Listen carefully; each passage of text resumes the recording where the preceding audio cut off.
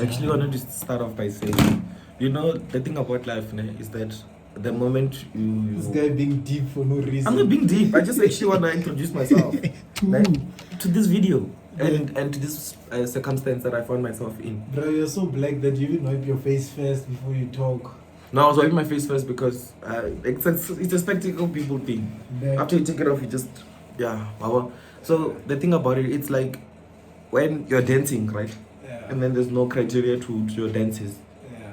And then you dance very well because there's no expectation for good or bad and there's no record of your actions. Yeah. And then all of a sudden you have to be recorded. It's called performance anxiety. Yeah, well, when you say anxiety, you're triggering me. But what I was saying basically is I was thinking about the probabilities. I was driving my car with 2 airbags. Oh, yeah. I was driving my car with 2 airbags. Yeah. So Friday there was so much traffic in South Africa. People got paid.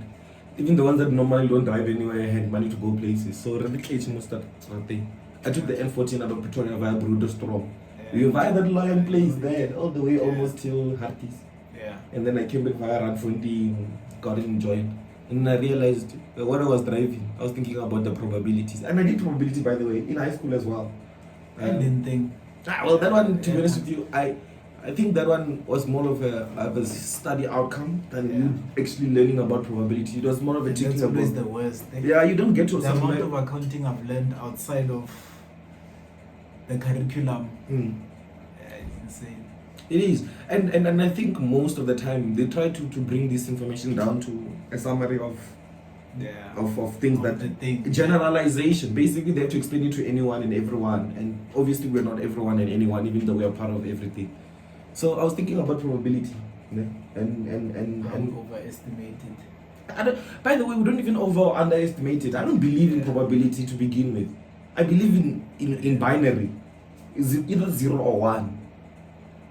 Like I don't believe in but that's why I get it's a black swan model then that you have. I don't know. Because you're 0 or 1, you saying that you'll have many zeros. And then a 1. And then a 1. But they're not related.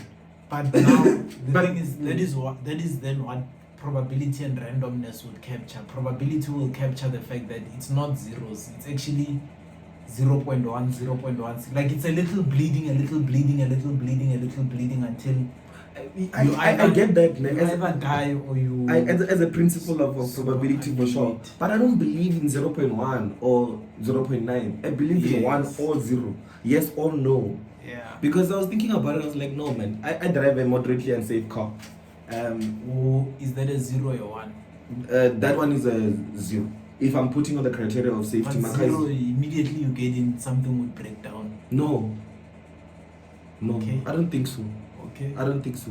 And it's not as simple as immediately you get down, because remember, the immediately you get in is a circumstance that you defined. Yeah. When I'm talking about unsafe, I didn't define at which the video, by the way. I see. You with your trust issues. It's not trust issues. I didn't want to fall for what you wanted to do. Yeah. I had a feeling it was more to remove me from the separation anxiety, or what is it, the performance anxiety that we talked about. Because I'm really good at a lot of things until I have to do them again, or do them under the view of the view of the people. That's what journaling taught me, and that's also what recording videos actually taught me. It showed me that actually there's your natural competence and then there's spotlight competence, and that's where you start to appreciate performances now. But I also think a level of awareness is also enhanced when you know you're under the spotlight. And that awareness in itself sort of takes away from your RAM, if I can call it that. So instead of being able to do the things free of the additional needs, that sounds like a Mercedes-Benz unlocking. Yeah, locking. Oh, interesting. Unlocking is the boom boom. So why is it locking when it was locked? Because maybe someone pressed the key. No, I'm saying unlocking is boop boop. I get that, but it were to make a sound, it doesn't make a sound when it unlocks. Nice. Because it would startle you. Well, yeah. So they took away the feature of making a sound and then they brought it back. The reason I can think of is that you know how you always check your doors before you leave. I think they did the boop so that they let you know that you locked the car. Oh, but another thing I want to talk about is the point in time in which you are assessing your probability. Yes. Because I think that's why it's randomness. You have to include randomness when assessing probability. Otherwise, and not randomness, And opportunity random as well. selection. Yes, not randomness, random selection. Randomness, anything can happen. the distribution of probabilities is not infinite. linear. It's infinite as And well. it's not linear. So you can have someone that has bad luck early on in life, and then the rest of their life no bad luck whatsoever. Or someone who never had it at all. Or someone that has never. Remember, we're all gonna die one day. They may die in circumstances where we all go, really? This is how this person dies. Because think about it, ne? For Yeah. instance, like cancer, for instance. They say the probabilities of having cancer is like 10%. Why? Those ones. No, I'm just with choosing the a level number. of carcinogenics now. Yeah, and the GMOs and For everything. example, you can find that's cancer causing already. Well, I think life is cancer causing. Cancer causing. Yes, I was about to say even electric Yeah. because electromagnetic induction actually does exactly. It does actually, and radioactivity. I mean, we have radios all around us. We have information transmission. I was actually shocked when they were like, this medication actually has radioactive ingredient, because normally it's the active ingredient, like, and then they actually even included the radioactivity in it. I was like, shit, this is actually a carcinogenic. Yeah, well, as well. I also think carbon monoxide is carcinogenic. I also think UV rays are carcinogenic. You think? No. Well, I'm using the word think loosely. I read somewhere because it's not my thoughts that have designed this messaging. It's basically what I've read. But in terms of that probability, I wanted to talk about. I was driving behind, like I was actually paranoid after I saw so many accidents. I was like these people are 40 years old. For the 40 years that they've existed, this has never happened. The probability was always there, I guess, the chance. Let me call it chance. Yeah. But it didn't happen until that time. So when it happened, it totally happened. Yeah, so how do you calculate that? How do you deduce that and bring it down to numbers where you can have a spectrum between 0 and 1 and choose that, you know what, I'm positioning it here? Because for that person who's driven maybe 1,000,000 kilometers before, it took them not even a kilometer for everything to fall apart. I would even say like 10 meters. Yeah. And in those 10 meters out of the whole 100 million, I would give it 100 to 200 meters. Yeah, ideally. But I'm thinking I'm thinking of how fast you cover. But the point of impact is instantaneous. Where you go, trajectory. Then 10 meters is a lot. I was counting 10 meters by virtue of cars being 10 meters. It's really true, because 5 meter, you add is 10 meters. The space you existed at a point in time where the things fell apart. Okay. I'm not talking about the impact, what happened after. I'm talking about like instantaneously. If I could separate that second. Yeah. The second before, the probabilities of it being in an accident were 0. No, they were not. What were they? The second before, it was happening. That's why I say maybe the second was not the right description. Yes. Or there's a point in time where things went from we've got this under control to we've completely fucked it up. In a second. Yes. The second before the second disaster. The disaster second. Which makes that show seconds from disaster quite actually very powerful, because well, those ones is more like sensationalism. It's more of, and that's another thing I don't believe in media, especially commercial media where they're selling consumption. Yes, it is entertainment, and even the music that they play. Luckily, they're smart people, so they've been able to design. Like sometimes you're watching a video and the sound is off, right? Yes. And then the moment you switch the sound off, it invokes so much more emotions because of how we react to external stimuli. Body language and even like the way that when they interview the people, it's a dark room. I hate music in videos. But it does a very important job. And by the way, I actually have got videos from not Umberto Eco,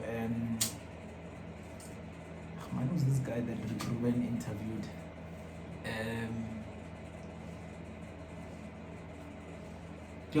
I think his name is David. I forgot him, but I like referring to him. But essentially, to the thing, music and thing. So he's a composer, and he gets asked to write music for movies. And he says he hates that music that actually does what's on the screen, because it says the audience is not smart enough to be able to feel that thing that should be there. You should be empathetic. So if you see someone die, you don't need the music to help you see someone die. It's not really more helping. It's more of creating a consumable product. Because remember, as human beings, we want to Yes, be... but he's saying that's lazy. It's not lazy. Okay, well... No, he's saying the way it 90% of the time gets done, and to your point, it's a consumer product, versus his music, his Brian Eno, that's his name. He's the one that he makes ambience music. So for example, in the airport, there's music playing, but most of the time you can't hear it. Nah? But the airport has got a maybe you can feel. hear it, but you're not aware that you can hear it. Subconsciously, and it's exactly you're that. receiving it. He makes that. So that's actually the rise in ambient music. I think he's one of the pioneers, if I remember correctly. And he says it's simple things, like for example, he was sick one day and then a friend came to visit him and it was raining outside. And then the friend, on the way out, didn't close the door completely. So he pulled the door. I get it. You know that thing where you pull the door, you're confident, but then it hits, and instead of going, it actually and comes back. Friend wasn't aware of this. So he says the whole time I was in bed sick, I was annoyed by that. The sound that is now coming through, that I know once you close the door, it'll go away. It'll go away. But then he says already that sound actually created a sense of thinking in him and a line of thoughts that actually made him realize that actually this sound, there is a music that I can make that creates this feeling for someone that wants it. Well, and then he will compose a music like that, and he calls it. There's also river music, for example. How do they develop that skill? Because I'm thinking about it's almost deductive design or deductive reasoning, where you do it a lot for that matter, where it's essentially the ability to realize that this is actually a unique. It's a self-awareness. Right? Yeah, or self-consciousness. Thing about awareness, in a way, an element of concretely placing you somewhere. And awareness seems quite active as well. Yes. Yeah, and consciousness is more. It runs in the background. It's there. Yes. I agree. But so he does that. So even in the airport, he would notice that actually the sounds of people is there, but it doesn't disturb you. But it's there enough that you're able to. Man, have you ever seen how rich you feel in an airport, man? It's a special feeling. Yes. And I think the more important thing, maybe just as a general thing, is respecting the five senses and knowing how to deal with them as well. Yes. Because all of them are very important. My favorite one is actually fragrance. My favorite thing to receive as stimuli is fragrance. Have you seen yourself when you eat something? No, I appreciate what you're saying, but I cannot associate taste with memory as easily as I can associate smells with memory. For instance, if the thing is, smell is a component of taste. So ideally, it's actually called maxillofacial sciences, ENS, ear and nose. Yes. So the part of the head, basically, most of your senses are in your head, inherently, and all the senses are the same thing in my view. It's just different degrees. It's like light. You can feel light if it's warm enough. Yes, but you also can see light if you're at the correct angle. For sure. And feel and understand the warmth that comes with. And you see now you're talking about receptors. Yes. And the receptors for like most of them are ciliated epithelial cells in the ear, as a matter of fact. Yeah, but my dad would be so proud of you. Oh, I know. Your dad is very proud of me. My dad, I don't know if he's proud, but I'm sure he's good. Yeah. So the ciliated epithelial cells, like even the way we receive light right at the back of the retina, right at the back, it's basically receptor codes that are receiving stimuli. And remember, I don't really, I know that we have to classify things in terms of phases of gas, solid, and liquid, but liquid and air have got similar viscosity tendencies that has different degrees. Water is more viscous than air. And vacuum is viscosity is the ability to flow. Yes. Like oil is less viscous than water. Okay, it flows less freely than water. Yes, and when you but what I'm trying to say is, you say water is evidence viscosity than air? Because no. The thing is, how much resistance does it have to flowing? Oil has more resistance because of the molecules, the composition. The yeah, you can call it density. Actually, the concept is density because with air as well, the more you compress it, the more it actually moves away from the Yes. gaseous state, it becomes physical. That's why there's things like that's why liquid it becomes- nitrogen yes. and liquid oxygen Yes. because of compression. Yes. Ne? So compression is basically removing volume or Yeah. reducing the volume Is with liquid the oxygen. yeah, I think I've seen it somewhere. Yeah, no, I've seen it. I I've could hear it. I've got to get you. no, seriously. But yeah. No, we get it. Let me just quickly find a reference online because as well. No, you know why I get it because I'm trying to think of the concept of drinking oxygen when you can't breathe it. Yeah. Because I always have a, when you're suffocating. Ne? Oh, okay. Yeah, there is liquid oxygen. Because I always have this concept of if I feel claustrophobic, I rather drink water. I can actually make a practical example for your understanding. Water Yes. vapor, right? Yes. Do you see where I'm going with it? No. Water vapor is an activated water that becomes Yes. air because it's so warm Yes. that it becomes a vapor, Yes. which is an air, like more air, not Oh, yeah. liquid. Yes. So the more you reduce the temperature. This is a basic thing. It also applies in balloons, by the way, where the hot air balloon goes up because the air is being warmed up. Yes. And by virtue of it being warmed up, it becomes so warm that the denseness of the air closer to the ground, because the air is heavy, Yes. it goes to the ground naturally. Yes. That's why your feet get cold first. Yes, because down, Right. but that's a different reason. Yeah. It's because your feet they are attached to another body with a different temperature to yours. Okay. Do you get what I'm saying? The ground is Yes. normally not body temperature, and because that's a point of contact, that's where you lose the most energy. So it's not really because of the level; it's because of what's exposed. Because if you put your bums on the ground as well, They you feel also cold. start to- So it's not a virtue of the body part; it's a virtue of the surface area being exposed. Yeah, but that concept, if you're looking at a stratospheric level from the ground all the way, most of the heaviest air is on the ground. Yes. Now that's why when it's cold, you Yes. see. Mist. Yes, Yeah. and then But ideally, it's actually not mist. It's actually air that has dropped. and remember what air is. Air is Water. No, not really water. It's actually mostly nitrogen. Yes. There's also a hydrogen in water, yes. in air, and as well as oxygen and many other elements. H2O. There's even carbon monoxide, which is Yes. very, very common. Yeah. So that one is quite heavy because carbon is inherently heavy. So carbon monoxide, that's why you find that it sticks to the ground. Ne? But helium, because of the properties of helium not being very heavy itself, it goes up, which is why balloons go up with helium. But you can use helium inside of hot air balloon. yeah, because helium will escape.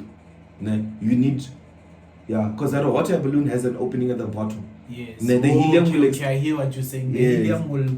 It will get out of the yes, balloon. the balloon will. The helium, because it's not rising, it's there. It's gonna get out and rise on the side. It's easier Yes. for it. It's a part of least resistance. Yes. That's the concept actually. Yes. So I was just like, okay, my understanding of the five senses, right, is Yeah. all of them are literally, in my view, But do you think then smell is as granular as sight? very much so. Sight. I'm gonna explain to you why. It's just at very different degrees of frequency. Okay. Do you get what I'm As saying? in, you won't get a common There's multi-combustion of smells. yes, the same way As when you there's no would. light, you don't Yes. get any stimulus, right? Yes. Like that's the yes. removal of light, like the Yes. stimulus itself. And light, remember, as Yes. much as it's called there's the dual property of light, the wave function as well as the particle nature of light. Yes. Ne? Okay. Light, by virtue of me saying the word particle, Yeah. do you realize that it's a physical thing? Because light is an actual object in a way Yes, that's just okay. moving super fast. It's Yes. moving so fast that ideally our brains cannot fathom. Computed. Yeah, well, we Yeah. can't. I don't know if we can even compute anything because the principles of mathematics are reduced to numbers, but in our brains they are not. Our brains don't work in binary. Principles of nature or mathematics. Yeah, but mathematics is not always natural because mathematics Yes. can describe things that are unnatural. Okay. Like even like yes. you get what I'm Like saying? even this, they can come up with a formula for. Yeah, it's a Okay. science. It's funny how we always exclude ourselves from nature. No, but remember from this perspective, our nature is an observation, not a participation. But we are an actual No, for sure. participant of As a matter of fact, we are the Yes. most active Mm. participant. But I was bringing back to say that in the ear, there's an Yeah. eardrum, right? Yes. That eardrum is holding on to the edges of the ear canal, Yes. right? on the walls of these things, there's little hairs. Yes. These hairs, they're very, very sensitive. Like the actual build of the hair is like it's susceptible to movement. So the older you get, the less hairs you have and the less sensitive your drum is because of wear and tear. Okay. Ne? So I'm saying all of them are particles, just at different degrees of inspection. Ne? To say that for you to smell something, there has to be a fragrance, which is a chemical compound. Ne? That when it gets into your brain, on the olfactory nervous system in your nose, ne? And it gets absorbed, right? It gives a certain instruction to say, I'm seeing these chemicals, even though we've decided that magnesium is Mg and all these other things. The brain itself has its own criterion, or I'll call it the periodic table of elements of the body. I was about to say, do you think they're complete? Because based on... Think about it this way. Let me actually try and make light and things, you know, fluorescent things that emit light. Glowing things. Yes. There's natural ones that glow naturally because they absorb light. Yes. They absorb it. By virtue of absorbing light, it means that it's an entity, a commodity that you can absorb and slowly reduce getting out. So with neon, for instance, neon is inherently not charged by anything, but it emits light. It's a little bit different with fluorescent lighting because there's a charge of electricity passing through certain elements, and by virtue of passing, it activates them, then they emit a light. But there's natural things that emit light. You know what's the most natural thing that emits light? It's the sun. Right, you've got this obvious thing. Because I was gonna say the sun, but I'm thinking normally we would refer to the sun as light itself. We don't normally think of the sun as a light emitter. It's not, it's ideally it's just a star, and it's just a close enough star that we feel the radiance. You see, now I'm coming back to the two part of saying the light itself is visible, but you can feel it as well because the particles heat your skin cells, and by virtue of heating them, there's a physical thing. That feeling is not.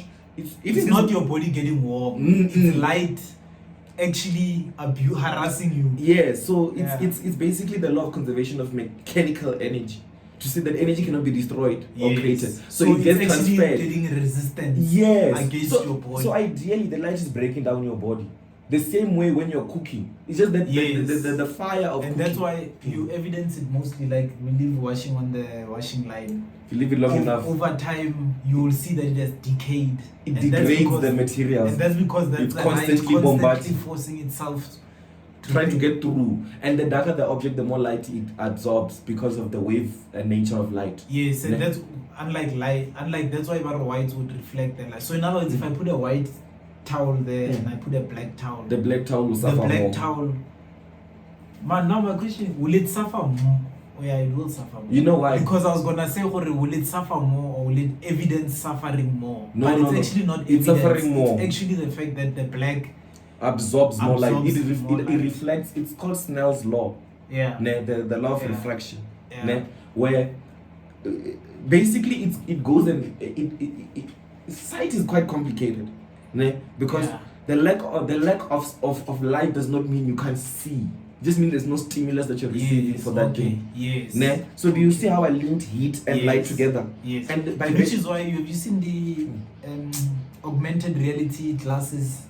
That actually what they do is that it's a video, so it's a lens, and then what they do is that they connect the optical cables to the corresponding optical nerves in your eye, and instead of it hitting a motherboard, it hits those nerves of your thing, and it actually paints the picture of what it's actually taking in the input module, such that actually people that I think they were visually impaired, they were blind, could actually then read or see their nephew or see their son. But to your point, it's not actual sight; it's just stimuli. You see. So now smell. I still want this one. Smell. I'm gonna explain smell by also making it a physical thing. You see when you poop. Very simple thing. You poop, and you're sitting on the toilet and it's closed. Poop. Well, ideally we all poop. Yeah. It's part Yeah. of the way we process nutrients. But there are some people, have you seen, who will swear or this one acts like they don't poop. Well, they're a liar. But that's also part of Yeah. that's social sciences now. Yeah. There's a stigma around natural things that. You would like Umberto Eco. What is that? Umberto, he's a guy. He's an Italian writer. When we talk about when you say it's a lie, he says human beings out of all of nature are the only ones that have got this particular thing. Although you do get other animals that display intelligence and deceptive behavior, like camouflaging is deceptive deceptive. But camouflage But is not okay. I wanted to talk about like intelligence in other species. Yeah. And our intelligence is superior, maybe, because we have a good way of explaining it to each other. But we're not sure that the other animals can't. Because because they may communicate in other ways. Exactly. And the fact that you won't see two zebras bumping each other exactly means that there's a communication. And there's a community where you can see Yes. actual building. It happens Yes. especially in the elephant community. Yes. But I wanted to now link Sight. Yes. smell to why I'm saying smell is also physical. Right? Okay, yes. So if you understand science. And by the way, to the one the smell memory. I guess that's why Barry that's actually that series that at the bottom, Marcel Proust, all of those red books. He explains it's called remembrance of things past. And he says it's interesting how one, for example, in your case with smell, you can smell one smell that you've probably last smelled when you were a child. And that just brings a rush of memories. Yeah, that's why I told you my favorite sense is smell, because smell is actually I well, not even ironically, but it's conveniently also in the middle of your sensory organ, which is ideally your head. Okay. Ne? So smell, ne? I just forgot. I even know that the names of the cells, by the way. Yeah. There's on the skin. I just forgot them, but the one for heat is different from the one for cold. Did you know that? No. The sensor for heat has got a name. Let me quickly Google it. I'll tell you the other one. Sensor for heat on skin. But you know why I keep bringing smell back to... It's called, it's a heat receptor, but there's a special word that I learned. Okay, sharp. So, I wanted to explain to you the spectrum. Let me start with the spectrum. The spectrum of light. I don't like calling it the spectrum of light. Let me call it the spectrum of particles. Okay. Ne? Very, very tiny particles of feces get scattered in the air by virtue of you defecating. Okay, I will accept that. Ne? Even so you are saying it's not smell, it's actual feces that are not in the physical form. They're in the physical form. For your eyesight. For your eyesight. Yes. You cannot see it. Yes. And I'll bring it. Ground is the same as water that gets heated. Yeah. It's still water. It's now being vibrated at a level that now it's scattered that your eyes can't see it. And remember, our eyes can only see until a certain particle. Disgusting that is, because it implies already we've eaten. For sure. By the way, whenever you smell which something, is actually good for immunity. Yeah. Besides that, like the fact that you smell something, you've received it. Yes. You've received it. It's a particle that stuck onto your nose and gave the code to say, this is this smell that I associate with this. That is why you do this, almost to close. Yes, because if you close your nose, right, you then reduce the reception of that thing. You don't even reduce it. If you close it properly, you actually block it off. Ne? Okay. Ne? But think about it. There's the feces that is a gram this big that you can see physically. Yes. The more it gets broken down, that's why we've got microscopic sciences. Yes. At a certain level, you can see the smell. Exactly. Sisters have a PhD in microbiology. It must be very interesting. I just have never spoken to her. No, it's very interesting because I actually wanted to explain to you through the spectrum of light. Do you understand the spectrum of light? Roygbiv, like ROYGBIV. That's the order in which light is thinking. So there's red, indigo, violet, yellow, green, blue, indigo, and violet. Ne? And then what happens with the rainbow? Would that be the compression of many of them? It's not the compression. Or it's them flowing through water. Yes, and then when it hits the water, because the water itself is not straight, it's a ball. It refracts some of them in different, because the different speeds Yes. of the different waves. Yes. They get slowed down differently. Then you see it scatters. But I wanted to explain to you. I talked about the light spectrum, Reutersberg. Yes. There's also an element called ultraviolet light. Yes. You can't see ultraviolet light Yes. because you don't have the right Yes. receptors for it. Not because you don't see it. Because lions can see it and bees Some can other see animals. it. No, actually, I think snakes. Let's go to snakes. Snakes can yes, see. because snakes The heat sensors. see the heat They see sensors. heat. And what is Yes. heat? Is heat is it visible? Is heat visible or felt? To humans it's felt. But to other animals, It's seen. we can also see heat. Because when you're looking at the sun and it's bright, we're seeing heat. The dimmer a fire goes, the less we see. So I'm linking them back together. So with smell as well. On fire because Like on fire. Actually, let me use smoke instead of feces. Smoke is a beautiful one because smoke, it turns something that is physical, carbon, yes, and then turns combustion it into happens. carbon monoxide. Yes. Which is still carbon, but in a particular state. Because it was activated by energy. And that's why I said stay with fire because, hey, Richard Feynman abused me with this one, where he explains how carbon is so central to life. Everything, to life. Exactly. I didn't want to say life. I wanted to say because life, we associate life with being alive. And not necessarily that. It's because wood that's lying on the ground. It's life. People don't understand that that's life. It's alive. It's got the potential. The potential to do work. Yes. Energy. And then you start evidencing it when you start burning it. Because when you burn it, you are actually heating up the carbon molecules. There's no such thing as burning. Because back to so the ability to do work is energy, ne? Yes. And by virtue of work, a wood potential. Yes. And you can exercise it by activating it. That's why there's something called activated charcoal. Yes. Ne? Charcoal that is not activated cannot do certain things. But once it's activated, it's like with uranium and radioactivity. Yes. By removing an isotope, like maybe an isotope, you remove one thing, you create a vacancy. And by virtue of creating that vacancy, it makes it behave differently. So I want to link back. I'm so glad I left science in grade 10. No, and even when I left it in grade 10, I said to myself, I know that this is enough science for me to be able to pick this up later. For sure. I had a feeling if I take it to matric, I'll hate it. No, I didn't think you would have hated it. You probably would have hated the fact that it was an expected learning outcome thing as opposed to absorbing information. Because, like for instance, I'm not an academic, right?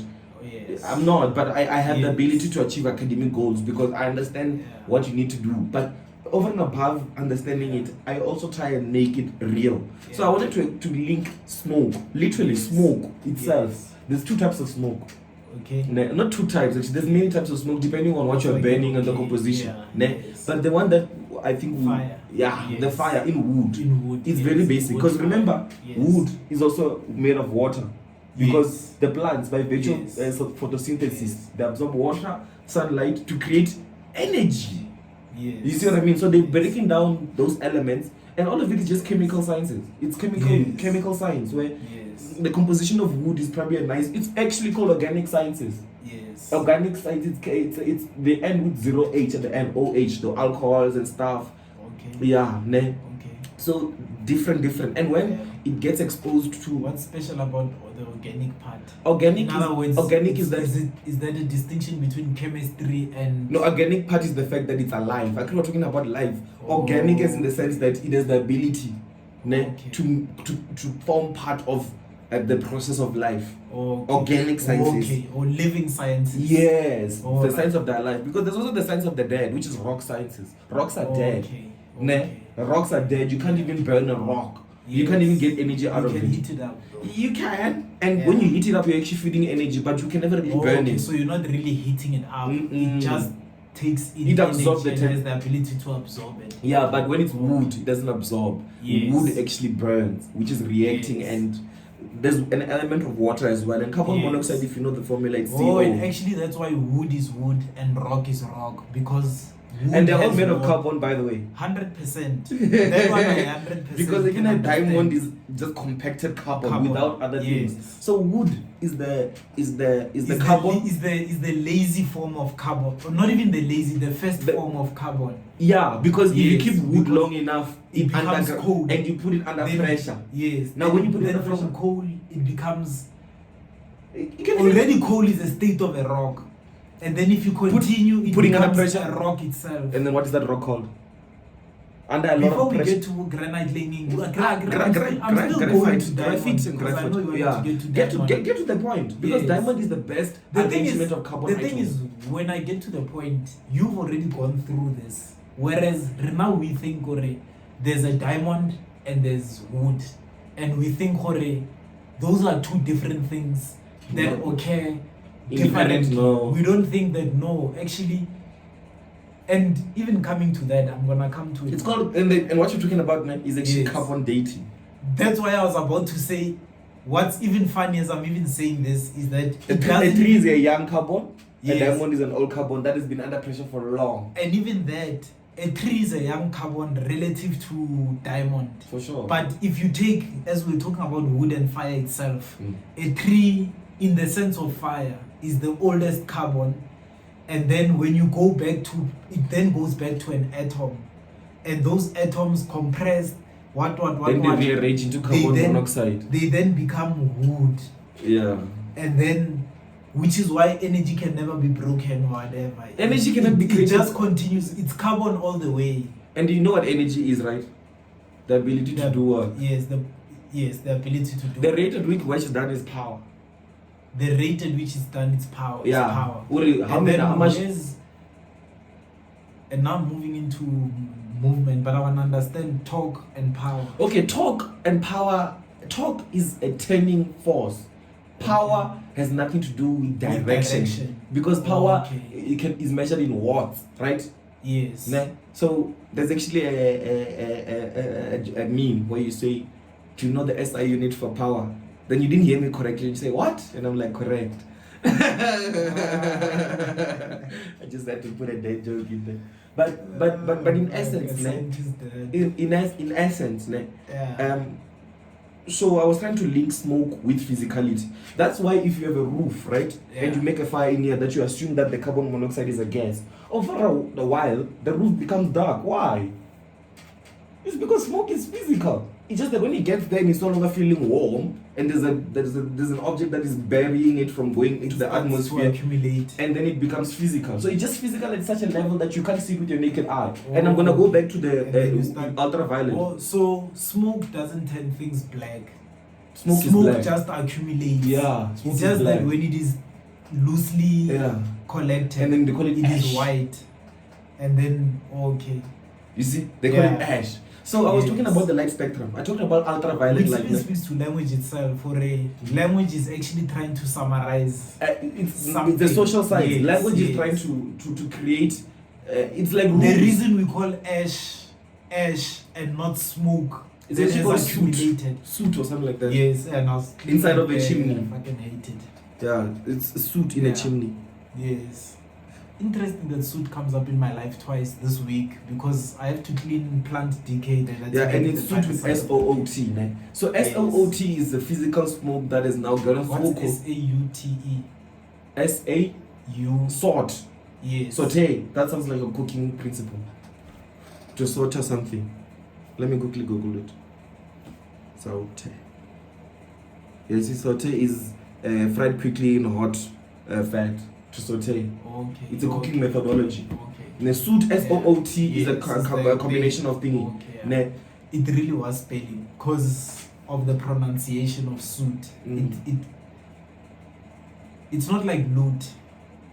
No, soot. You get what I'm saying? Yeah. It's spelled like loot, but it's pronounced. Soot has a physical component to it. You almost can feel that. But ash. Yeah, but think about it this way. It even gets slippery. You know why it's slippery?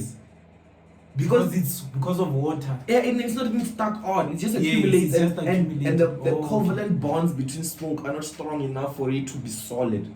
So I last had covalent in grade 10. Yeah, the covalent bonds between particles. Covalent bonds is the amount of attraction that you have. And if you look at the periodic table, from H, helium from hydrogen to hydrogen, helium, all the way to the other. I never actually got to know the periodic table. I don't think you need to know the periodic table. I think what you need to know is to understand why they even like listed like that, and why instead of it being 1, 2, 3, it's 1 then a big gap. There's a reason, because hydrogen is the smallest smallest, lightest thing it can be. Ne? Yes. And if you think about it, in most cases, yeah, there's hydrogen everywhere. yes. I didn't talk about in the air, in carbon, Yes. in what is this? You said the oxides, the It's OH, those are alkalides. Okay. Ne? Yeah. Like those ones. They have hydrogen, and then there's helium. Yeah. On all that side, those ones on this side, they're noble gases. You know why they're called noble gases, right? Because they are pure gases. All gases are pure, Yes. inherently. They're noble because they don't react a lot, because their covalent bonds are nah. They're comfortable. Okay. They don't need to bond to each other. They don't have the charge. Because remember, we're talking about waves and charges. Yeah. They don't need to stick to each other. They are less reactant. Even if you try and burn helium, it won't burn because it's like, what are you trying to do? Then what happened with the Hindenburg? The Hindenburg, I think it was a combination of multiple gases. Because remember, when you introduce oxygen, when you introduce oxygen into the equation, then oxygen is a very highly reactive thing. Yes. That's why you have fire. Fire doesn't exist without oxygen, except for fires that are not carbon based. I need to say that. Because there are fires that, even when you're trying, that's why when there's an electric fire, they don't switch it off using water. They use some other thing because that fire is burning, but not on the same principles as carbon. Okay. Do you get what I'm saying? Okay, yeah, okay. If you put water on a carbon fire, it will switch off. Yes. And that's because? It's because of the composition of the atoms themselves. So to say, this atom will balance off with this one. Okay. But you get what I'm saying? Yeah. That's why sometimes they put a coat over it. That coat is not water. It's probably like another molecule composition. Because all these things, they're trying to just reduce them to make them noble. To make them noble in a way. So in there, with the radioactive ones there's a nice line of them at the bottom. The ones that from know, except radium. Yeah, and uranium. Oh yeah. Uranium is actually the most common one. Yes. And then there's also lead as well. Yeah. But lead is not really radioactive. Lead is just dangerous. It's heavy. Yeah. You know, density of lead is one of the highest ever. Like a centimeter of lead this big probably weighs as much as this much of steel. The same way titanium is because of how close. Oh, but that's why a pencil is not lead. It's actually graphite. Yes, and graphite is carbon. It has nothing to do with lead. Because a leaded pencil is. We just say we call it a lead because of it's not lead as in PB. It's lead because of the English word. It's lead. Oh, okay. You get what I'm saying? Because in another language they won't call it lead. They won't call that thing lead. And lead is lead in every language. PB is PB. Yes. So it's actually graphite is a carbon, and graphite is when you're getting close to graphene, and then further to graphene you become a diamond, and then the diamond, the carats of a diamond, it's based on how closely packed, properly packed are these atoms. The better packed they are, the higher the carats of the diamond. And the reason a diamond, and as well as the size as well. I nearly said the reason a diamond is valuable, but it's actually not. That was DPS. But a reason DPS could almost then create hype around a diamond is because, as you're saying, the more closely packed, even the way you said the more closely packed, it created the impression that it's hard to you can't get even there. burn a diamond. Yes. As well. Yes, but because it's not cool. Yes. Because it's not cool. It's not grandmother cool. Yeah, it's so ancestor cool. It's so hardly packed. Even if you think about it, you can even bend steel. That's why when you heat steel enough, it becomes red and then it melts. Yeah. And then it actually, if you look at gold, for example, when they think gold thing, there's actual fire occasionally where it thing. But I was coming to the diamond. I just want to understand. Was it easy for DBS to sell? Because it is a phenomenon that I think atoms can be so closely packed without breaking apart. Yeah, but I think as well that was more of a social science than a natural science. What they did there was it's because the diamond looks good. That's the first thing we must call. The way it refracts light is gorgeous. It shines nicely. That's why diamonds are actually more produced in a factory than dark underground. No, I know. But it's because of the robustness of a diamond that they even use it as drill bit powder. Yes. Do you know that? Yes. So diamonds are valueless by virtue of asking. But a gold is actually a very good store of value. You know why? Why? Because it doesn't react with anything. Gold doesn't rust. Gold doesn't lose weight. And another thing, it's extremely difficult to mine gold because you need cyanide. You need to. It's the ore of gold takes more effort to make a gram of than coal. Yes. By far. By a million far. Yes. So the reason why we decided to use it as a store of value, it's not a value of realization of value as in the value we know of food. Yeah, it's just continuously separating it. Yes, And saying this is how often we have done this. It's a rarity, Yes, difficulty yes, of attainment. Yes. Nah, that's why it's valuable. Okay, versus a diamond. Versus coal. Now, coal is not Yes. difficult to find. Yes. That's why it's not very valuable. Yes. But coal is more valuable because it's more utility. Yes, it's more utilitarian. Yeah, it releases more useful. energy easier. Yes. Okay, I hear what you're saying. Do you get what I'm saying? Okay, yes. So the reason why we chose gold is not because it's special. It's honestly Yes. because it's hard to mine and it doesn't rust, doesn't react with anything. Yes. Gold actually doesn't react with a lot of things. Gold is so noble. It's such a noble. It even fights inflation.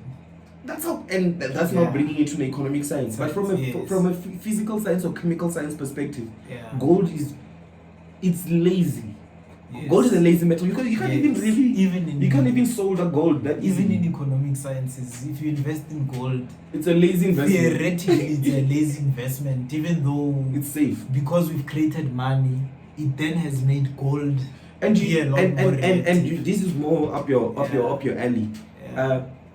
Gold was just designed to hold value and restrict access the same way money. Yes. Gold is just money in essence. Yes. Money. That's all. And it's a communication of trade value. But also, if you see me with gold, you then can assume I've reached a certain level of.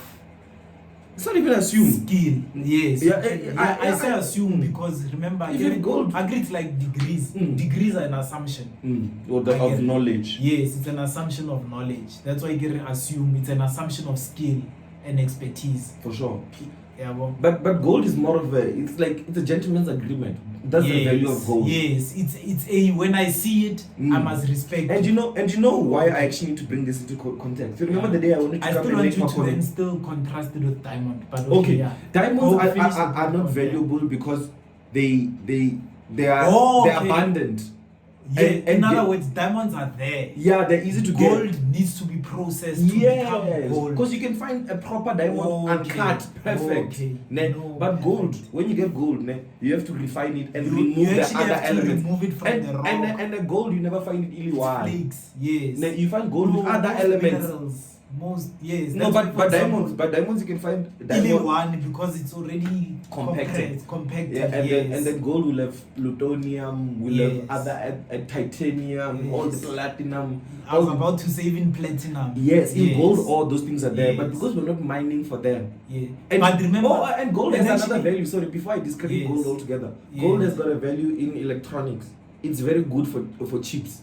Like they use gold and copper. I think it's an alloy to make electronic circuits. That's why it's valuable, realistic. Yeah. Like, do you know that people actually there's so much gold in your phone already? In this iPhone that I have. That's why it's expensive. Not really. It's that gold doesn't weigh enough. What's expensive in a phone is the technology bringing everything together. Not necessarily that, because there is. You know that even in your car there's plutonium, there's in your catalytic converter. There's so many beautiful elements in there. They just say platinum and radium because those are the most common or the biggest or the easiest to take out. Yes. Because I was about to say, when you were speaking about this thing of we're not mining for it, i.e., you're never really mining for any particular resource. You're just taking out rocks from the ground.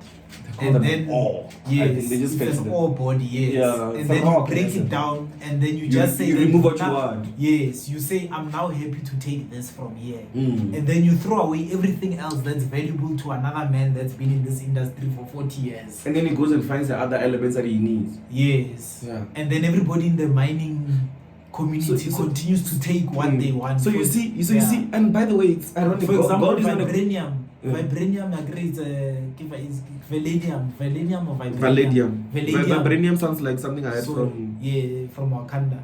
Vanadium is a byproduct of coal. Vibranium is actually an element, bro. I'm smart, bro. No, for sure. I think you're more knowledgeable than smart in this regard. I was about to say. No? Yeah. No, man. Oh wait, I think vibranium is not real. No, it is not, but it's strongly believed to be inspired by the real type of meteorite known as gibeon. Because they say you can destroy vibranium with Wakandan steel. Wakandan metal is nothing. But yeah, anyway, that at least that one we've clarified. Nigeria, is it vanadium or whatever? The one where vanadium. The one that we had one that we had ignored. Vanadium. Up until now that we're in the renewable cycle, we now realize that, hey, by the way, byproduct of coal. Do you know mining coal? You know where you've seen a lot of vanadium? What? Spanners. Chrome vanadium. Okay. Yeah, because it's so brittle, but yes. it's so strong. Yes. But for mechanical, obviously, if remember, a screw is not as tight as a bar. A screw inherently wants to get unscrewed. But if you try and turn a vanadium on a bar that doesn't want to turn, it'll break. But because the screw is a level of a resistance. Yes. There's a lower. That's those ridges. Yeah, they call them the ridges. What are they called? They have a name, man. It's called threads. Yes. They're called threads. It's called threading, actually. Yeah. To thread is to create the lines of screwing. Yes. By the way, a screw was invented by a person. They invented a screw and they're like, wow, this nail, you can actually put it in and out. The guy was like, oh, amazing. But those are the ones, the patents that you couldn't hold yourself. People were like, we all need it. Yes. Like it was like, like they couldn't patent a screw, but it was just, because even cutting a bolt like this to make a star screwdriver, it was so amazing. The first guy who did it was like, whoa. Yes. So instead of a spanner, we can use a screwdriver. And taking it back to torque. Torque, there's something, it's a turning force. So torque is the ability to turn an object around like this. Ne? Okay. Torque is a movement that requires a circular movement. Is the circular movement. So that in that movement there's a centrifugal force and a centripetal force. Okay. Ne? Centrifugal is the force that was things to thrown out. That's why when you spin something, it scatter. Yes. Ne? Yes. Ne? So it's the spinning motion. And centripetal is the force in the middle coming in. I think we need to really re-Google this one because they're very close forces, but they work on the same principles. I agree. You evidence it mostly with going out. You see that thing that you see that even at glass. You see when you soil wine. I get it. There's actually a wine tasting glass, not this flat one. Yes, there's actually that one and what you're saying is that the ones closer to the bottom are more the ones on the higher you go on this thing, it becomes centrifugal. It's going it's trying to scatter. But actually the ones at the bottom, centripetal, it's becoming closer. Then, sort of. But by principle, it's getting apart. But it's creating a hole in the middle. Yes. It's just that the space at the ground is a lot less, so you can't see it moving. Because there's an element of spinning that is not throwing out, that is keeping things together. For sure. And that one is it's not magnetism. Yes. It's not. Yes. Because magnetism, that's a rabbit hole. Do you know that magnetism is another field of science? Do you know what causes magnetism though? It depends at what level I'm not a natural magnet. Let's not talk about an electromagnet. Electromagnet is basically when you pass wires, through wires that are wound together. I'm talking about natural magnets. Yes. Natural magnets are actually like metals that are not properly arranged to the point where they still want to attract another. No, they want to attract another one. Okay, we still talk about magnets. Okay. Yeah, and S. Now north and south. Yes. So those when you do, it's like when you use a ferromagnetic tester. Like when you do. I'm gonna fail. What? Yeah.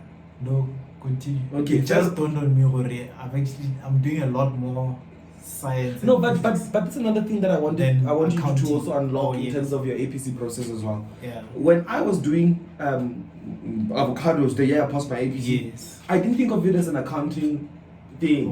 I thought of it as generally to say what the hell is going on, because part of the high HCs is being able to link this to reality as opposed to just being book, because you can tick the boxes in terms of the things, but over and above and saying avocado has got a vitamin E, that is not something you would have learned in IFRS. But vitamin E, you can mention that it's a very important thing for skin, right? And then you mentioned even after you've done your guacamole, whatever remains, you can use it as a byproduct. You see, now we're linking it back to math. Byproduct testing, say okay, the byproduct can be a vitamin A extract so that they can use it in skin treatments and all those things.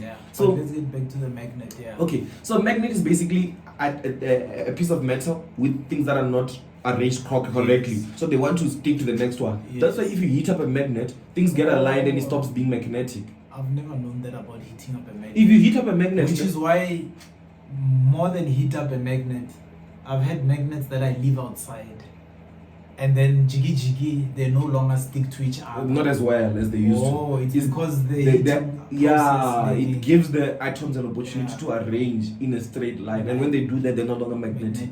Yeah. And you can't. The thing about natural magnetism in inverted commas is that because it was naturally that way, you now can't redo it. You can't redo it. Yeah, yes, but with electromagnets, you can just pass the charge again. It will become a magnetic again. Yes. You see. Yes. So there's different types of magnets. Some are very, very strong. Yes. Some are so strong that if you put one on this side of your hand and the other side, they'll squish because the bonds. Yes, I remember the bonds now. The bonds that are open. They're so strong. They're like, come here now. Yes. Okay. Yes. You get what I'm saying? Because if you think about it, have you realized with the door as well? Yeah. There's those doors that close and then they think that's but actually yes. I wanted to say that yes, but it's so strong. That electromagnet is so strong that you cannot pull it apart with a normal human being's force. But if you apply an industrial force on that, it will come apart. I know that. Yes, that one I agreed with it because what I always do when I get to magnetic doors, you obviously can see the magnet. I get it. So you know that you have to wait for someone to open it. But what I don't know if it's me or we all instinctively push it. Now the reason why I say I don't know it's me, it's almost as a kisui. It's like I'm pushing it with that knowledge that I know that if I push you're not a real magnet, it will pull apart. And electromagnets, the weak ones, have you seen in a steel shop where they use that thing to go pick steel and then they don't even use like a grip. They take a bar. Yes. And then when they switch it off, those things fall off. Those things fall off, yes. That's magnets. But magnetism is actually so complicated that that's why I say it's but you can observe it with your eyes as well. You know, by using what? Metallic dust. Okay, yes. Oh, that we used to. That's how you know we went to a nice school. Yes, in primary, because we put the magnets under a sheet of paper. You know what they call that sheet? There's actually a name for that sheet. Wait, I thought we use normal paper. No, it's not normal. Okay, you can use normal paper and then put iron and it will show and it will do like this magnetic waves field. And then you put it differently. Then it changes. Yes. So there's a sheet of it's called a ferromagnetic sheet or something like that, where you can actually see a magnet. Where you like, let's say you want to find out where your speaker is. Yes. You just put it there and then it will draw a line. Even on the phones. On the sheet itself. Yes. Even on our phone. I need to get that because. And that's where now also radiation somehow comes in. But that's mild radiation. That's why we can, because you know that your phone charging by virtue of electromagnetic, like wireless charging. It's actually not really wireless because there's a big wire that's wound. It's contactless. I think the correct reason is contactless charging, not wireless. And even that contactless, it's what's this? You see how you input a cable. Because there's still contact. Yes. There is contact, but the contact is not physically on the wire. Yes. You can have a barrier, but by virtue of having two electromagnetic fields next to each other, they charge each other. Yes, it's called Faraday's law of electromagnetic induction. Yes. The right hand rule, the left hand rule, this one, that one. Those are one of my favorite topics in science. But I'm saying So taking back to I think I've explained how smell is physical by saying that soot becomes physical. Yes. And in the same thing, light as well. That's why the people who are light sensitive, even though we're all looking at the same light, some people are more because their receptors are more sensitive. They're not weak, they're actually stronger because they detect light much easier. To the point that it overwhelms their system. You get what I'm saying? And then it's as if they have an impairment, but actually they've got an overment. That's why there's people who say I can feel mood. Like if you realize someone who is standing behind you can feel them. It's because they're actually radiating energy, but you can feel it as well. It's just that you don't necessarily if it's physical. You do. Or get out of my hair follicles. No, it's not even about hair. That thing. It's about. No, I gotta remember how you would feel. I agree it's the skin, but then it's crazy. If someone was peeping through here, you would feel it. Yes. Yeah, you feel it. So then that's why I'm saying the senses are not really just five. But I think that's air. I think it's air pressing against you. Think about it, man. Because remember they break a certain flow in, let's say, light. I don't think so. I think there's an additional sense we're not aware of. Because remember, we try to deduce these things from our understanding of science, and I feel like over and above what we've been able to write down, there's still a lot of things we don't understand. The same way how do you not know Richard Feynman? No, but also no, but here's the thing. All the things that I'm saying here are not things that I learned from anyone. It's things that that's why I get it. I'm more of a thinker to try and just see what's going on as opposed to absorbing information from someone's perspective. Because I struggle with that because of you more of. You're more of a scientist, i.e. not science the way we do it now, where you go to university, study the periodic table, study the laws, and then get put in a room. I think I was just... You're more of a scientist that's to experience things. Yeah, and that's why they understand it as well. And that's even why they call it the scientific process, i.e. if we had stayed on a farm, for example, we would have been useless, because while the other people are working, we would have actually been fascinated by why when I pick this cotton, does it prick me? Whereas Bona, they'll just go out, they'll react to it and then get harder to it. We won't do it enough times to get hard to it. We would stop and look, or I want to figure out, or why is this thing hurting me? And that is the scientific process.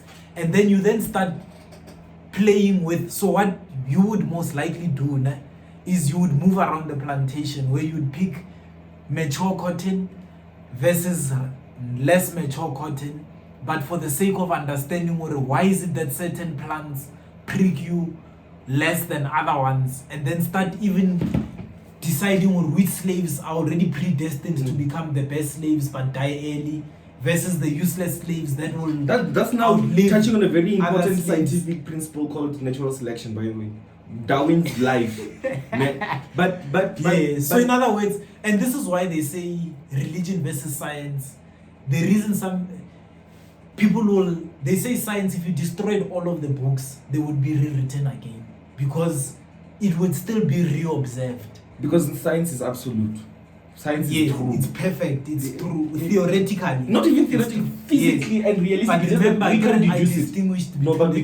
can't deduce it. We can't deduce enough of it. That's why. Yes. And I actually want to finish explaining something on the spectrum of light. I think it's very important. Yes. You know what infrared light is? Yes. Do you know what radio waves are? Continue. No. So all these waves, because you've now the spectrum of so waves. You said all of them fall under ROIB. No. Range beat, no. Yes. Some of them fall out. And this is our spectrum when we can see. From R to V is where we can see. We can see because our receptors in our retina are welcoming of those stimuli. Yes. You get what I'm saying? Yes. But at UV light, we don't see UV light, but you can use a UV light to even see fluorescent things. Yes. And infrared is just a weak wave, because remember the red, the more red, the less dangerous. Ultraviolet is strong because the waves are like the wave is. That's why it's light. That's why the sun will burn you. And it's light. But the more red it gets. Yes, sunset. You're speaking to the church now. You get what I'm saying? It's because it's further, so it's less violet.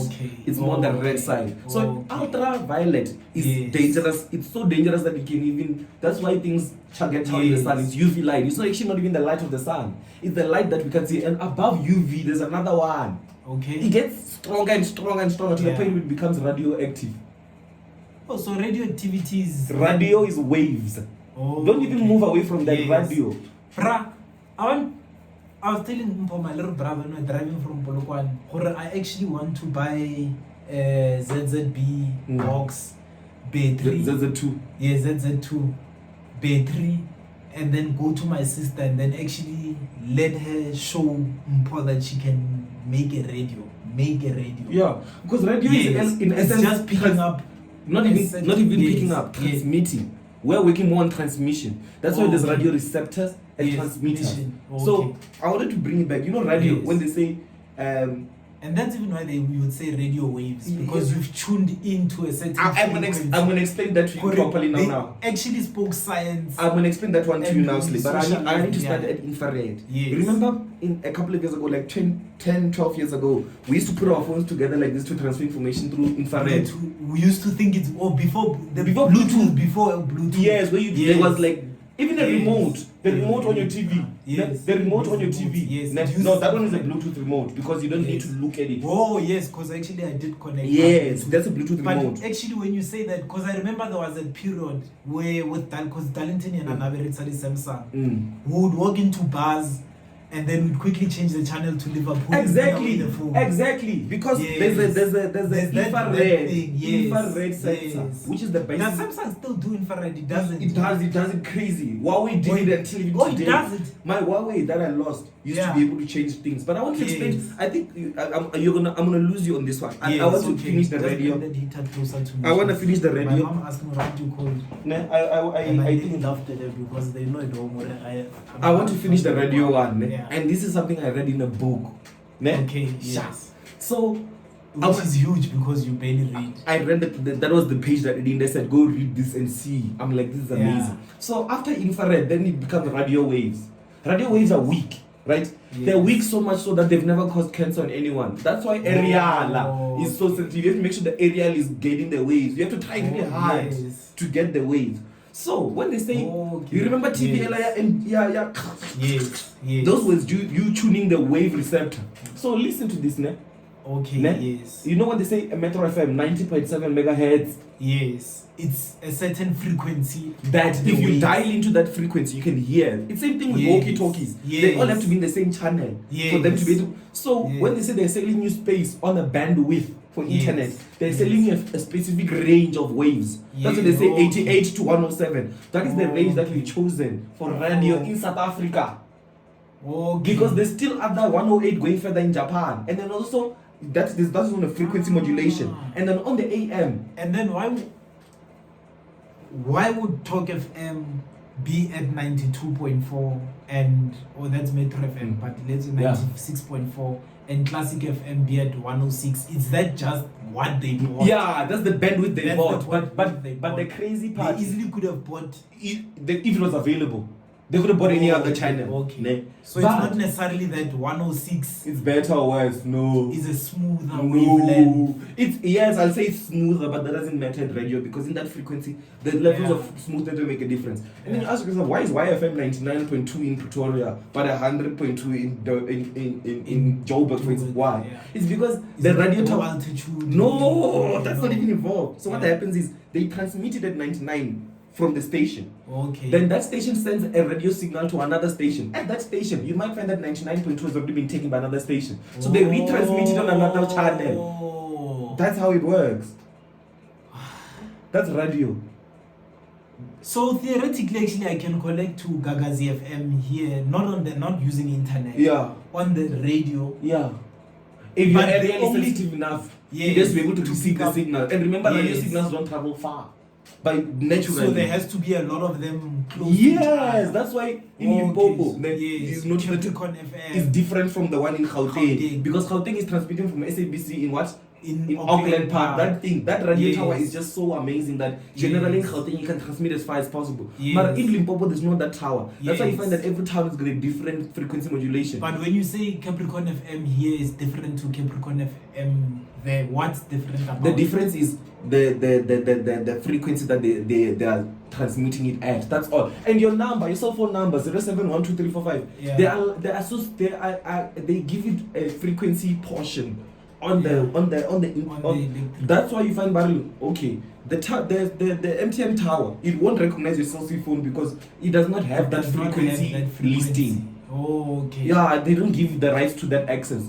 That's how you encrypt radio information by making sure that people cannot access a certain bandwidth. Some bandwidths, when you access it, there's also a code you need to write on to change that bandwidth, to encrypt it into a receivable thing. So 101 in Joburg and 101 here is not the same because the area has got a maximum thing. Now when they digitized it and they made it satellite TV, they were moving from analog to digital. So digital information is easier to transmit over longer distances. Yeah. You get what I'm saying? Yes. That's why you find the DSTV channel 102 is always going to be channel 102 because they have digital satellite TV. DSTV. And then the other side, because it's frequency modulation. I just don't understand the AM so well, but AM works on the same principle. Favorite ones.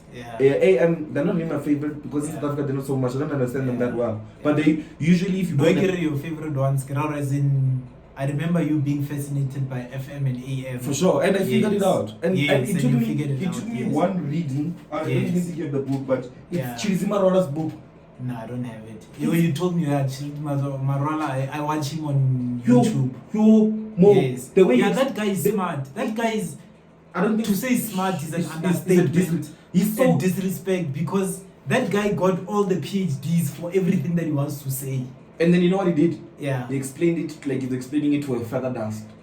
I was about to say he explained it like the village man that he is. But that guy, when he explains No, to Chiliti Marola, how he doesn't have a Nobel Peace Prize. it's beyond me. I will say it speaks to racism, but I don't want to touch No, on it's not, that. it's not racism. Yes. It's more of a maybe. I don't think he's I not don't want to recognized touch yet. on that. Because yes, it's the inability to broadcast. Do you know what that guy? is Do brilliant. you know that guy when Because I he was agree talking with you, Jay. I get. Yes. when he was talking about the fourth industrial revolution in Africa? Yes. He's like Africa is the best place to do these things because even our air is better. Yes. So we can transmit waves easier. Yeah. Yes. But also, what I would be interested is just I stopped. Okay, the disadvantage of Africa is size. No, but besides that, ne, because I also have done ancient history. Popular that conversation that we had where you started resorting to guerrilla tactics. You know, violence is my way of life. No, the thing is, at the end of the day, when intelligence does not suit me, I'll use other human attributes. You'll survive. What I actually would be interested with Chilidzi would be to say, at the end of it all, is it worth it? Ne? Because remember, if simplicity is the ultimate sophistication, theoretically, we are going this entire human way or technological way only to come back. For sure. And some of the things that I have evidenced, ne? Remember, as I said, with GPS or whatever, you can go to Mpumalanga or whatever, was the simple appreciation of Africans. No, ours was actually more complicated than GPS. Yes. No, but this is what I'm saying. Ne? What it then became a law of relevancy as well, where we only gave out to the relevant people. So, for example, you see, you and I, ne, if we're on the cotton farm and we started doing that with the cotton things, ne, an elder would have come and removed us from that situation and started showing us different things. You know, your grandmother used to say to you, Hore, come here when you are playing with other kids and pull you away, ne? And then make you do something else. And her doing that was because she would actually see your frustration while playing with them. Hore, actually, this one's level of smart is actually going to disturb the harmony that we've got with how we are comfortable that kids play. So number one, let's remove him to preserve this system, but let's also put him somewhere where he will be stimulated. Can I just explain to you the beauty of GPS? Yes. GPS, okay, Africa, we used to use stars in the sun and knowing what type of day it is to navigate. Yes. That was beautifully intelligent, but I think it's very complicated. Yes. GPS is simple because GPS works on the principles of electromagnetism. Because the Earth itself is a magnet. By virtue of us getting attracted to it as bodies, getting attracted to the ground. That's why they say the gravitational acceleration is not the same throughout the Earth. It's strong at certain points where you're closer to the core. So the magnet is right in the middle. Yes. If you draw the magnetic waves, you'll see them doing. Do you know that if you pour water in South Africa, right, down the drain, it goes this way. No, it goes this way. Yeah. No, it goes this way. And in Europe, it goes the way. Because it's on the opposite side of like. And it's funny you say that because I was watching clocks. Clocks in sub-Saharan Africa, but if clocks were designed in the south of the equator, they actually would have gone anti-clockwise. It's actually Neil deGrasse.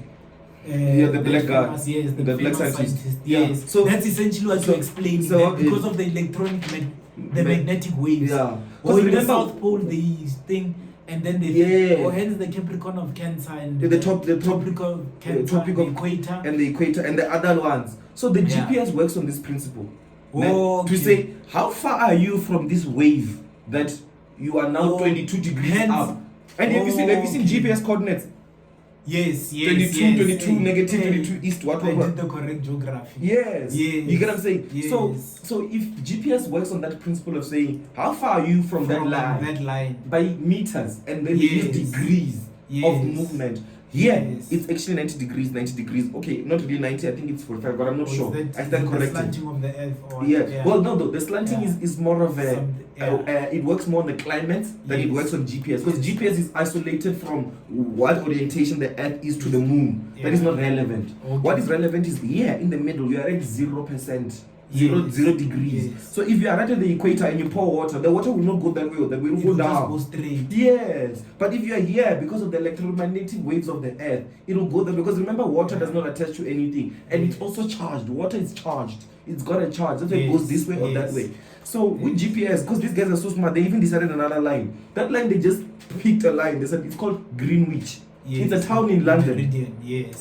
They're like, this town is where 0 is. We decided we don't have a reason. No, I'm confusing it with Greenland.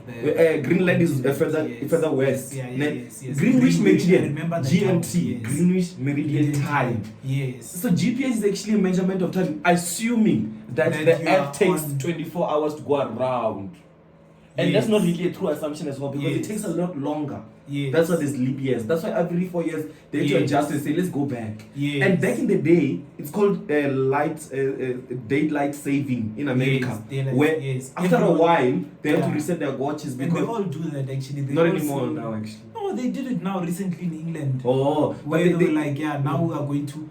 I think it was something as stupid as saying, at 9 o'clock we are now going to say 7 o'clock. Yes. It's not stupid. It's not stupid because no, I say ideally something. Remember, 9 is the stupid one. Will feel like Baraluka Karena. 9 is the stupid one. 7 because is the real one.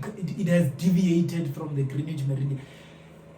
Same thing that Degrassi says. He says the chronograph, whatever, that thing that's inside the watch, I get.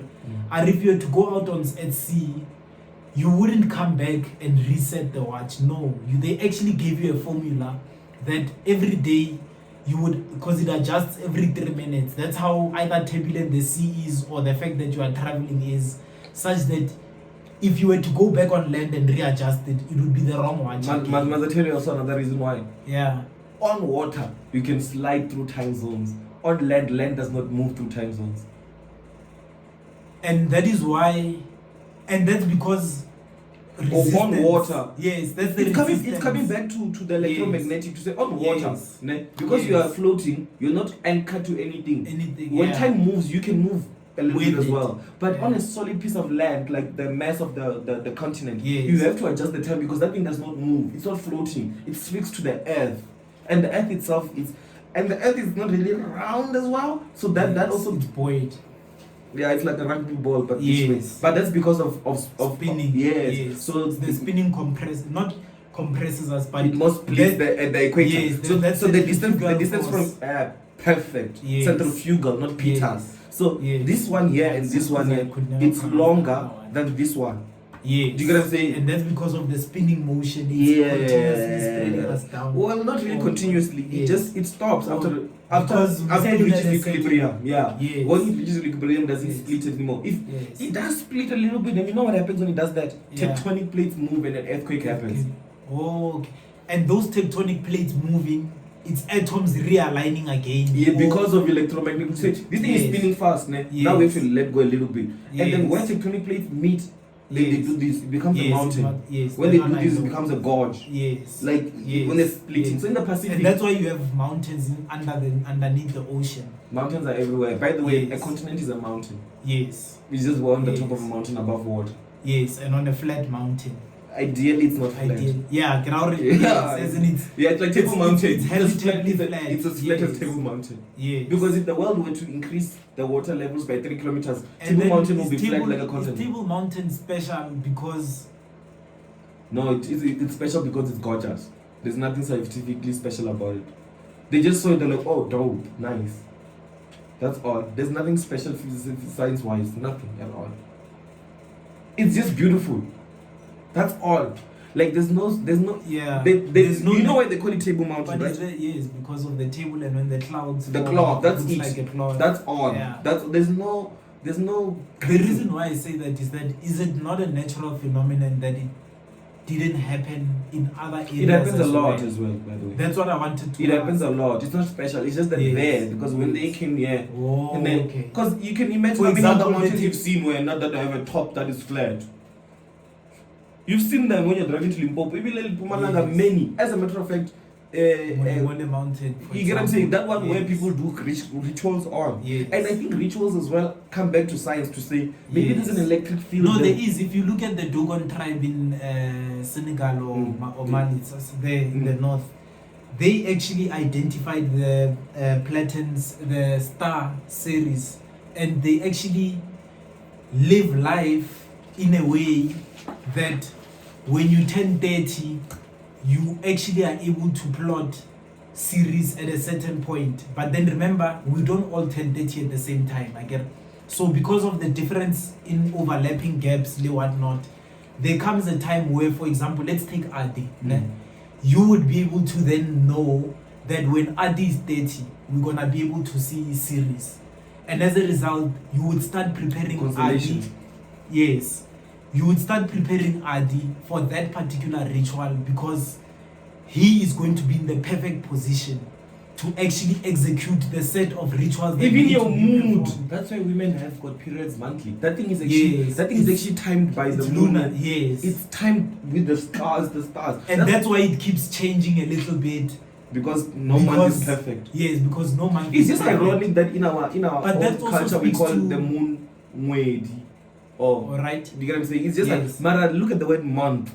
M-O-N. Yes. Moon. Mother. Okay. Oh, moon. Okay. Yeah. Why? Because the moon rotates a specific 12 number times. Yeah, not 12 times. Say, yeah. The moon is not theoretically. No. Remember the moon, is twofold. The moon has got the phases as well as how much of it are you seeing on which side. Because remember when you see the moon and you see a reflection of the moon, it's because it's reflecting light from the other side of the earth. Yes. Do you know that the moon does not emit light, obviously? Yes. So when it emits only on a corner, it means that only that corner is seeing light. And that constellation, that movement, what is that guy in then? Was it not Aristotle? It was probably Aristotle. Aristotle, he saw these things long ago. You know, for the reason I don't like Aristotle, the Greek philosophers, is because the ancient, I don't want to say Egyptians, but the ancient Africans had actually. That's why I actually. But that's a social science now. True, but that's why I go to the Dogon tribe because, for example, and this is now where we come to your point with, and even my point with science, the reality and science, the codes and the labs. Ne? Aristotle codified and explained it for mass production, let's put it that way, to say, guys, this is what is happening with the moon. Nah? Whereas with the Dogon tribe, they lived it. Instead of explaining to everyone what is happening to the moon, we'll teach Zwidaho his phase of the moon. We'll teach do you know that his phase of the moon leaning. Things I wanted to... Even astrology. I wanted it to go to astrology so that we can actually explain that. And you know, the sun is just another star. Yes. That one there's no discussion. And what's his name? It's our star. You know what that guy, Da Vinci, he said, Il Sol ne se mouve. Alright, what does that mean? The sun does not move. Do you know how long it took for us to figure that out? Yes. Even now, people still don't think so. Of course, even you, when you were born, no. Remember, even now in conversation, let me tell you why I thought you so. know why I say so. Even now, when we use the example, use the example of sunset, we still think the sun moves over the earth. We don't realize that I can tell you why the position of the sun has changed relative. No, the sun we move against. Yes. You know how I noticed that the sun doesn't move when I was younger, and I didn't think of it, but it was because of the clouds. Okay. I would look at a cloud, right? I'd look at the sun, and I felt like we were moving with the clouds. The sun was in one place.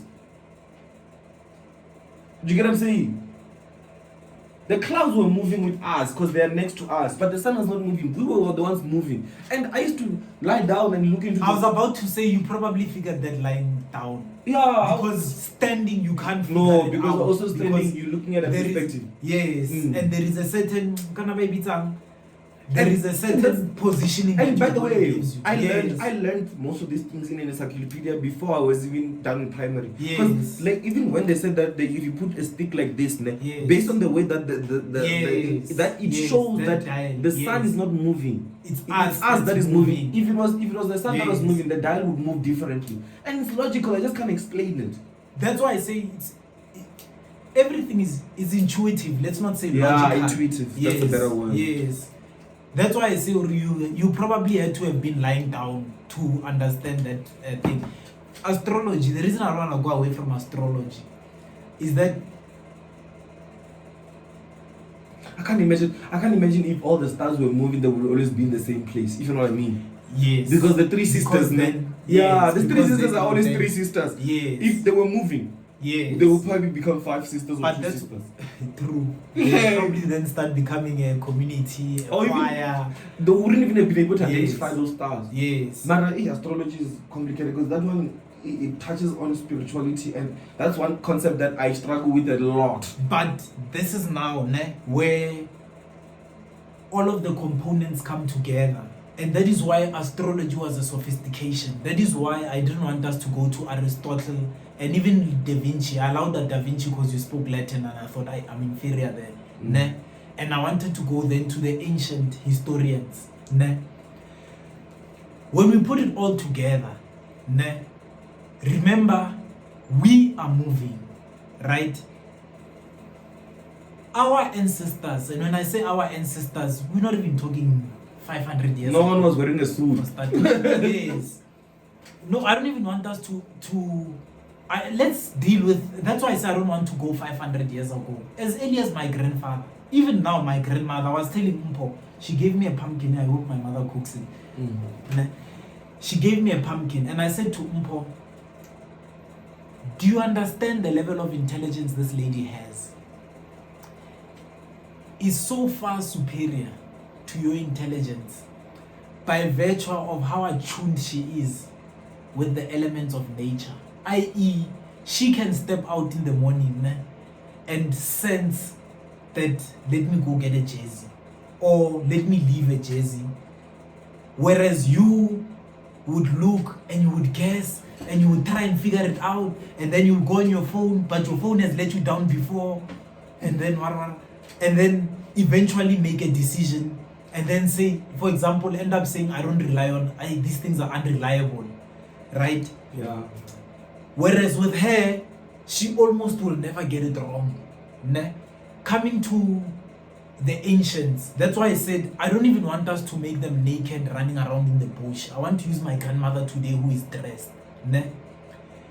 Because of the lack of so much stimuli, when I say let's put it together, or so much light, Information overload as well. and especially the electronics, which mess up with an electronic earth and then start to distort your natural sense. Even your brain is electronic as well. Yes, and start distorting your natural sense of alignment with the original electronic or electricity of the earth.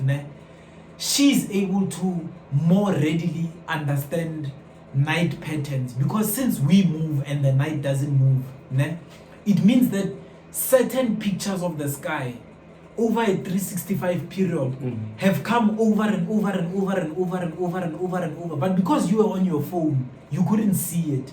Because there's also light pollution. Yes, fluorescent lights. What? When last you were in Limpopo recently? Yes, last week. Yeah. Yes, exactly. And that's what I'm saying, that because she's got more exposure to that light, she then has seen so many more constellations than you. Do you know the months in spade?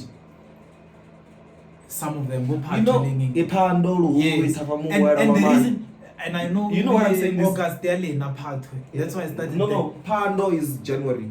Yes. Yes. And then the one interesting Yes. one is Nyandabusiku. Yes. Nyandabusiku is the name of the star that comes in December.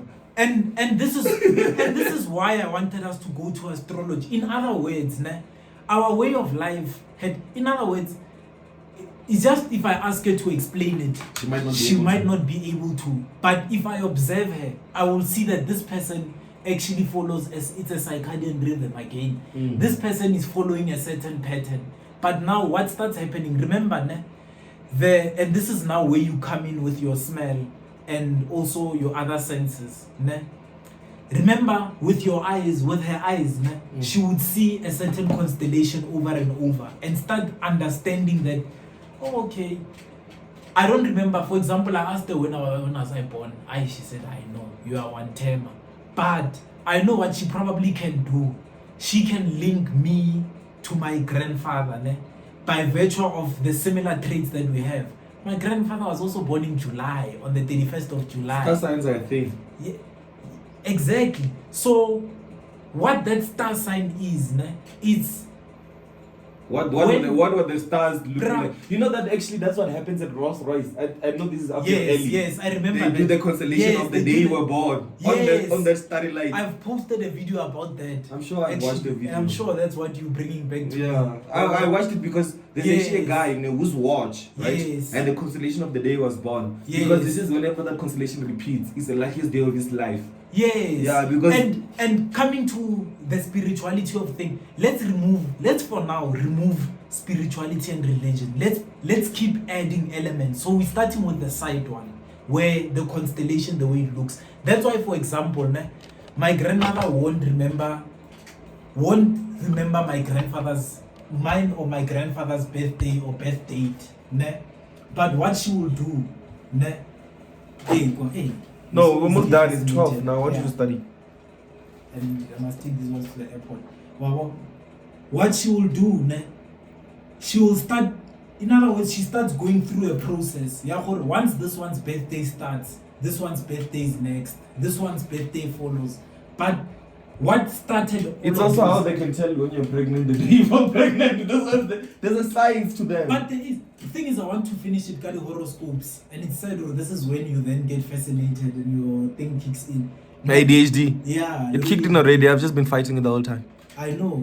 That's why it said, this is where you decided to give up or to let it go. I didn't give up. I already thought about it 7 minutes ago that I need you to leave you. Because I came to say hello and we've already talked. Yeah.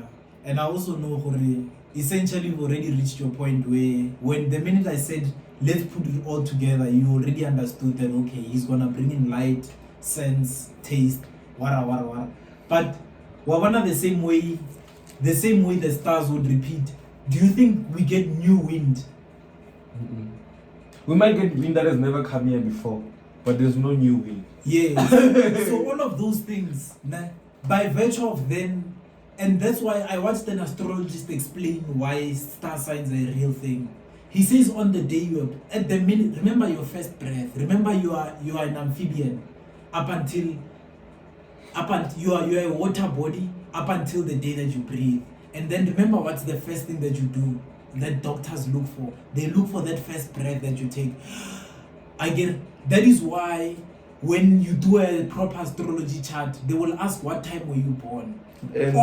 All that they are doing is trying to understand at the time that you were born, what was the constellation of the stars?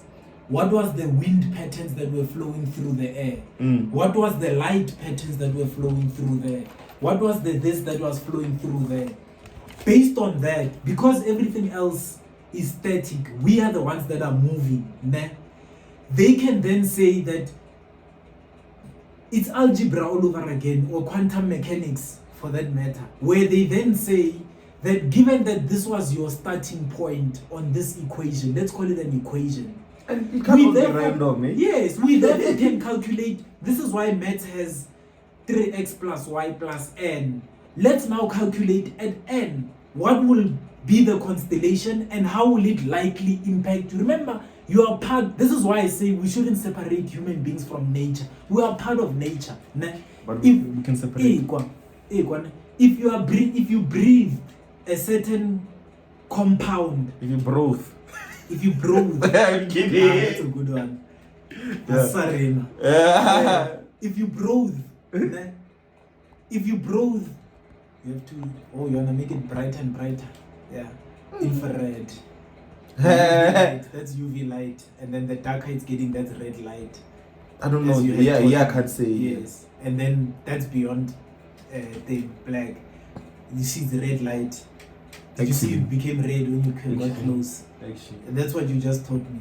And ultraviolet is actually very, very bright light. Yes. Which is what you call the other phase. There's another. Which actually makes me think that doesn't people. But there's a limitation on LCD, by the way. Yes, because I was about to say it would look as if you are adjusting the brightness on your phone. Theoretically, you're actually just adjusting how the receptors receive that light. Which is, but yes. I want you to shy away from comparing cameras with eyes. You know what? Yes. These ones use RGB. You know that even a Oh, screen, okay. even a Yes. screen, Yes. it's only got 3 colors. Do you know that? Yes. The whole LCD is That's 3 why when colors. you break it, there's, or even with the old TVs, it used to have. Omar, it goes that's ding.